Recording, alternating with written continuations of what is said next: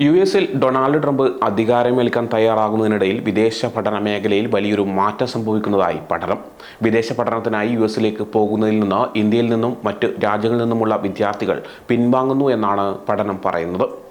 Keystone education group നടത്തിയ സർവേയാണ് ഇക്കാര്യം ചൂണ്ടിക്കാട്ടുന്നത്. വിവിധ രാജ്യങ്ങളിൽ നിന്നുള്ള 42% വിദ്യാർത്ഥികളാണ് യുഎസ് തെരഞ്ഞെടുക്കില്ലെന്ന് പറയുന്നത്. ട്രംപിന്റെ വരവോടെ യുഎസിന്റെ വിസ നിയമങ്ങളിൽ വൻ മാറ്റങ്ങൾ വരുമെന്നാണ് പ്രതീക്ഷിക്കുന്നത്. വിദ്യാർത്ഥികൾ ഭയക്കുന്നതും ഇതുതന്നെയാണ്. വിസ നിയമങ്ങൾ കൂടുതൽ കർക്കശമാക്കുമെന്നാണ് കരുതപ്പെടുന്നത്. ഇതുകൂടാതെ യുഎസിൽ നിയമപരമായി കുടിയേറുന്നവർക്കും ഗ്രീൻ കാർഡ് ലഭിക്കുക പ്രയാസമാകുമെന്നും വാർത്തകൾ പറയുന്നുണ്ട്. അനധികൃത കുടിയേറ്റക്കാരെ ശക്തമായി തടയാനും നിയമവിധേന കുടിയേറിയവർക്ക് ഗ്രീൻ കാർഡ് ലഭിക്കുന്നതിന്റെ കടമ്പകൾ വർദ്ധിപ്പിക്കാനുമാണ് ട്രംപ് തയ്യാറെടുക്കുന്നത്.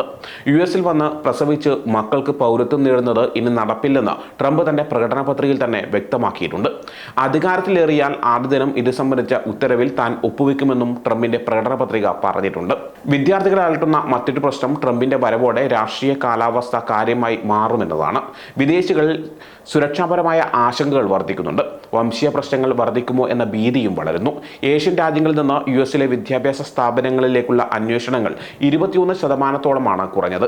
ആഫ്രിക്കയിൽ നിന്നുള്ള തിരച്ചിൽ 29% കുറഞ്ഞു. അതേസമയം കിഴക്കൻ ഏഷ്യൻ രാജ്യങ്ങളിലെ വിദ്യാഭ്യാസ സ്ഥാപനങ്ങൾ തിരയുന്നവരുടെ അളവ് 3% കുറഞ്ഞു. UK ഒഴികെയുള്ള യൂറോപ്യൻ രാജ്യങ്ങളിലേക്കുള്ള തിരച്ചിലും 3% കുറഞ്ഞിട്ടുണ്ട്. കീസ്റ്റോൺ റിപ്പോർട്ട് പറയുന്നത് പ്രകാരം യുഎസിലെ വിദ്യാഭ്യാസം സംബന്ധിച്ച് പുറം രാജ്യങ്ങളിൽ നിന്നുള്ള ഇന്റർനെറ്റ് സെർച്ചുകൾ തന്നെ കുറഞ്ഞിട്ടുണ്ട് എന്നാണ്. യുഎസ് തെരഞ്ഞെടുപ്പിന് ഒരാഴ്ച മുമ്പ് തന്നെ ഈ പ്രവണത ശക്തിപ്പെട്ടിട്ടുണ്ട്. യുഎസിലെ ബിരുദാനന്തര ബിരുദ പരിപാടിക്കും PhDക്കും വേണ്ടി തിരയുന്നവരുടെ അളവ് 50%-ഓളമാണ് ഇടിഞ്ഞത്.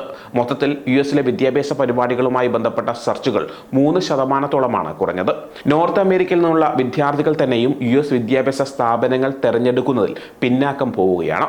ഈ വിഭാഗത്തിൽ ഇന്റർനെറ്റ് തിരച്ചിലുകളിൽ 17%-ഓളം കുറവുണ്ടായിട്ടുണ്ട്. ലോകത്തിലെ മറ്റ് രാജ്യങ്ങളിലേക്കാണ് വിദ്യാർത്ഥികൾ ഇപ്പോൾ കൂടുതൽ ശ്രദ്ധ കൊടുക്കുന്നതെന്നും പഠനം പറയുന്നുണ്ട്.